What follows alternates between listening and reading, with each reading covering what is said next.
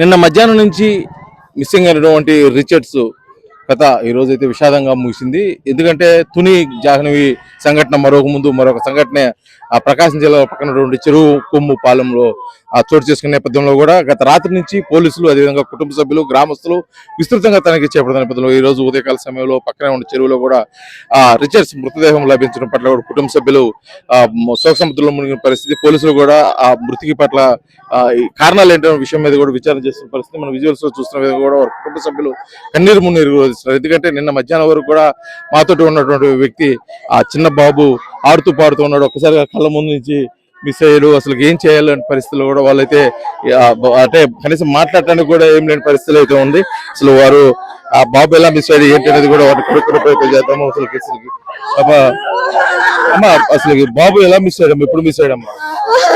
నిన్న మధ్యాహ్నం 3 గంటలకి డోర్ ఓపెన్ లో ఉంటే వెళ్ళిపోయాడు సార్ బయటికి.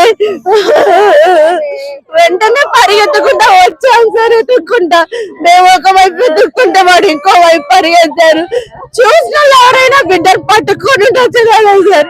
అది ఇప్పుడు బయటికి వెళ్ళాడమ్మా? లేదు సార్, వెళ్ళినా ఎదురింటికి తప్పి ఇంకెక్కడికి వెళ్ళాడు సార్. అసలు తలుపులేసి పెట్టుకుంటాను సార్ నేను పిల్లోడిని. వాచ్మెన్ గేట్ ఓపెన్ చేసి లోపలికి వెళ్ళేసరికి పిల్లోడు తప్పించుకొని వచ్చేసాడు సార్. వెంటనే అలర్ట్ అయ్యి ఊరంతా పరిగెత్తాను సార్. నాకు దొరకలేదు సార్. వాడు అందరినీ ఎవరిని అడిగినా ఇప్పుడే వెళ్ళాడు, మేము చూసాం అన్నారు. గుర్తు తెలియని బిడ్డ రోడ్ల మీద పరిగెడుతుంటే కనీసం ఆపలేదు సార్ ఎవరు.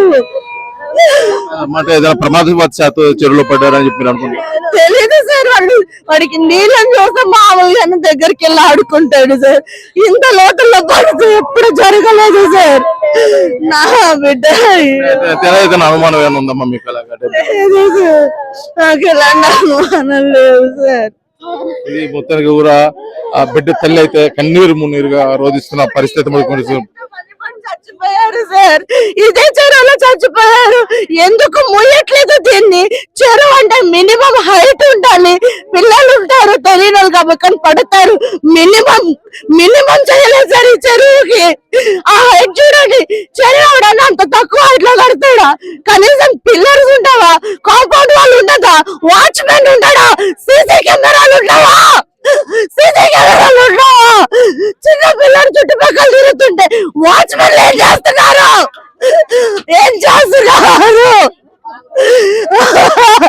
ఇదే చెరువులో 4 పిల్లలు చచ్చిపోయారు. ఏం జాగ్రత్తలు తీసుకుంటున్నారు?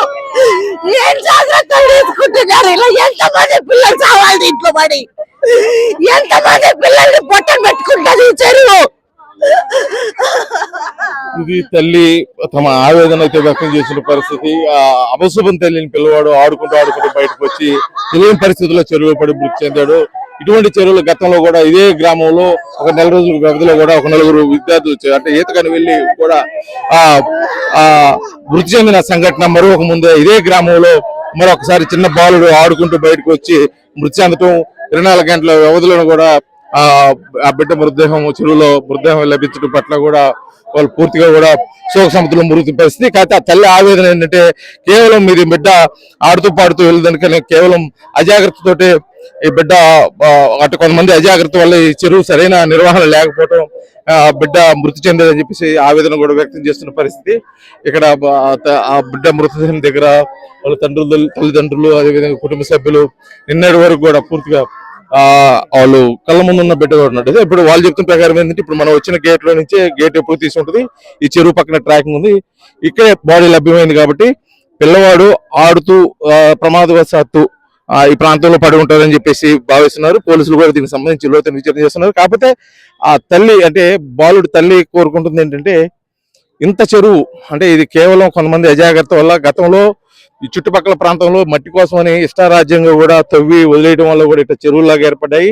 ఇది కాకపోతే ఊరు మధ్యలో ఉంది కాబట్టి దీనికి కొద్దిగా చుట్టూ ట్రాక్ కట్టేసి ఫెన్సింగ్ వేశారు. కానీ సరైన భద్రత లేకపోవడం వల్లే ఈ సంఘటన సంభవించిందన్నట్టు కూడా ఆమె ఆవేదన వ్యక్తం చేస్తుంది. ఎందుకంటే ఒక 4 రోజులు క్రితం కూడా ఒక 4 చిన్నారులు అంటే 10వ తరగతి చదువుతున్న విద్యార్థులు కూడా ఈతకొని సరదాగా దిగి లోతు తెలియక మృతి చెందిన సంఘటన ఇక్కడే చోటు చేసుకుంది. ఇటువంటి అనేకం పునరావృతమవుతున్నాయి కాబట్టి దీనిపై కఠిన చర్యలు తీసుకొని అంటే సరైన నిర్వహణ బాధ్యతలు తీసుకుంటే ఎటువంటి తప్పించవచ్చు అని చెప్పేసి కూడా తల్లి ఆవేదన వ్యక్తం చేస్తున్న పరిస్థితి. పోలీసులు అయితే సంఘటన స్థలానికి వచ్చి ఫర్దర్గా చేయాల్సిన కార్యక్రమాలు కూడా చేసే విధంగా కూడా వాళ్ళు బాధ్యత తీసుకున్నారు. పూర్తిగా నిన్న మిస్ అయిన రిచర్డ్స్ మిస్సింగ్ కేసు విషాదంగా ముగియడంతో కూడా గ్రామంలో విషాద ఛాయలు అలుముకున్నాయని చెప్పుకోవచ్చు. వీడియో జర్నలిస్ట్ లక్ష్మణ్తో శ్రీనివాస్, RTV, చెరువుకొంపాలెం, ప్రకాశం జిల్లా. తెలుగులో న్యూస్ కి ఫాస్టెస్ట్ యాప్ ఇప్పుడు టోటలీ న్యూ అవతార్లో జస్ట్ 5 seconds లో కంప్లీట్ న్యూస్. సోషల్ మీడియాలో ట్రెండ్స్ కి one stop solution. Live TV app voice search option తో ఇప్పుడే డౌన్లోడ్ చేయండి లేదా అప్డేట్ అయిపోండి.